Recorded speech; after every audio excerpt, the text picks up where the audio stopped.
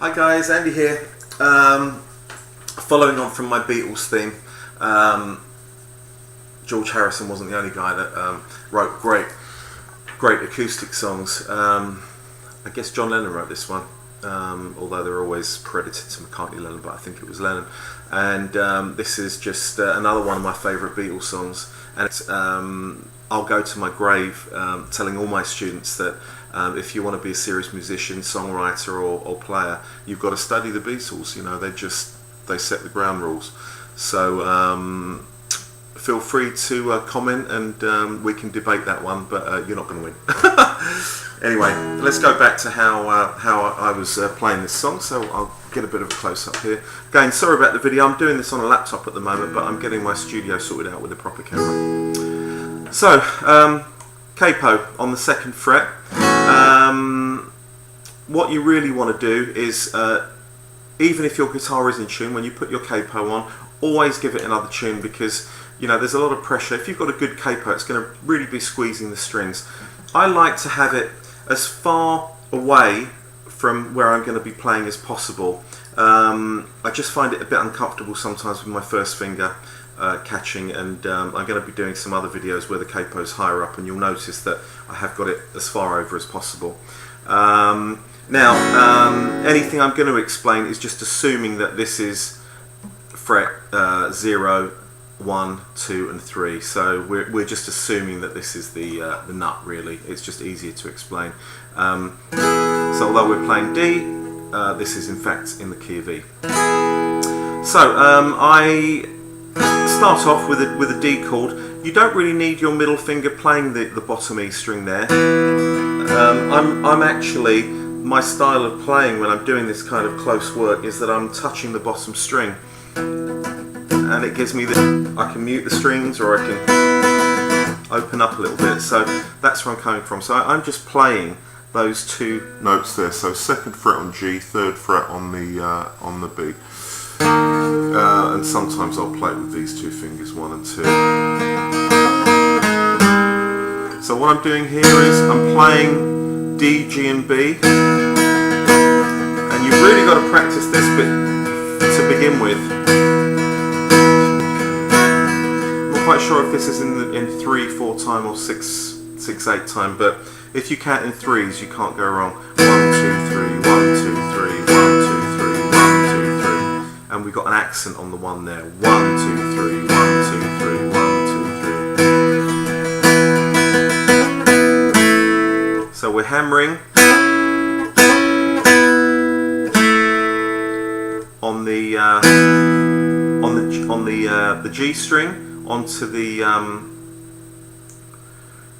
4th fret, and then we're coming back to E chord, and then releasing that first finger off, and then placing the 3rd finger on the 4th fret, giving us this beautiful chord here, and then back to the D. So I'll just play that phrase again for you.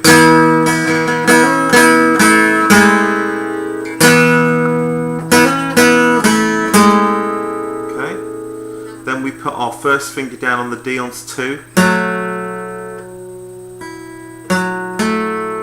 Play the open G,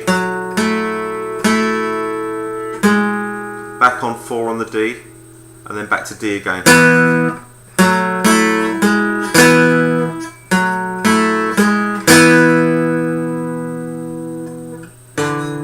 Then now note that I've still got my middle finger down on the 3rd fret here. I'll just leave it on all the time, really. It sort of seems to be quite happy there, and it. We're playing it pretty often, so there's no point taking it off and then back on again. Again, a big thing that I like to tell my students is, you know, economy of movement. Don't have your fingers going all over the place. If something doesn't need to move, leave it there. Okay, people may disagree. Again, I'm open for discussion on that one, but it works for me. So we've done the first part.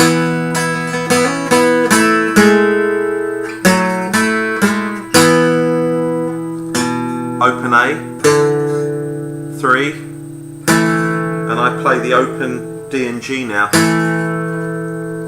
2 on the D, and then back to D.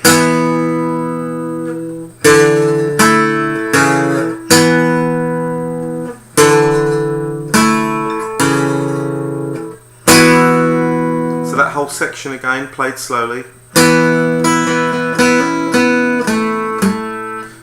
Excuse me.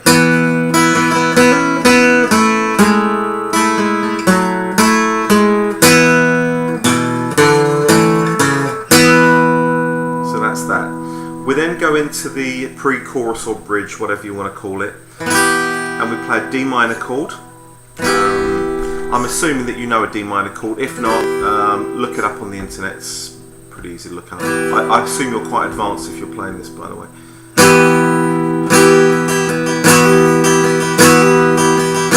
Now I'm lifting off my first finger, which changes the chord from a D minor to a D sus2.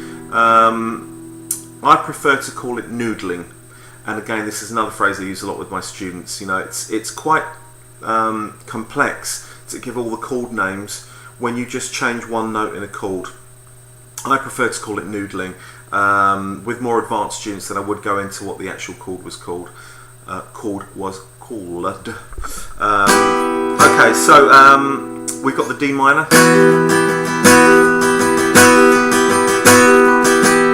Again, 1, 2, 3, 2, 2, 3, 3, 2, 3. Now, I play a D here. Now, I could waver from the original on this, but if I were to play it and be singing it anywhere, I add my first and second fingers down on the B on 1 and G on 2.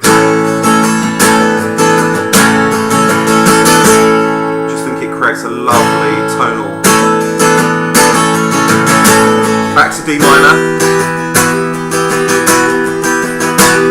Nice big E minor chord. To A7. That's 2 on D, 2 on B. Now I walk the chord up here. Now this is essentially something we might cover later on. It's harmonising on from a scale, but again, I would put it under the banner of noodling. We move the chord up. So 1, first finger on 3 on the B, on 4 on the D. Then we move it up again to the next position, which is both on the 5th fret, on the D and the B.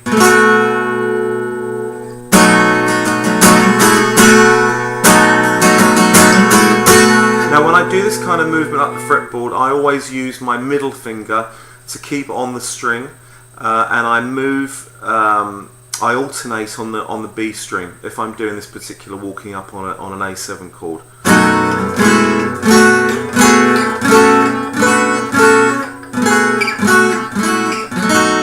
It's a lovely, adds real flavour to any chord sequence. If you're stuck on an A7, for instance.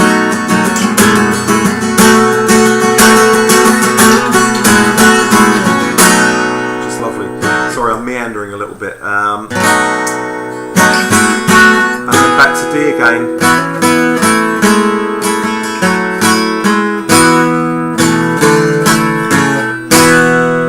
So let's just go over that whole section again.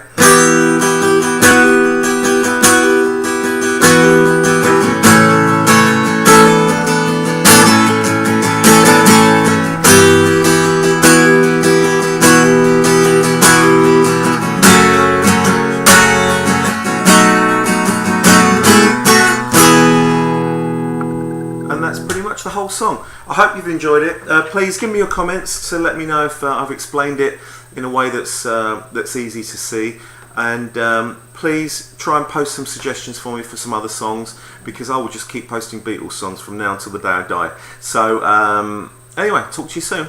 Take care.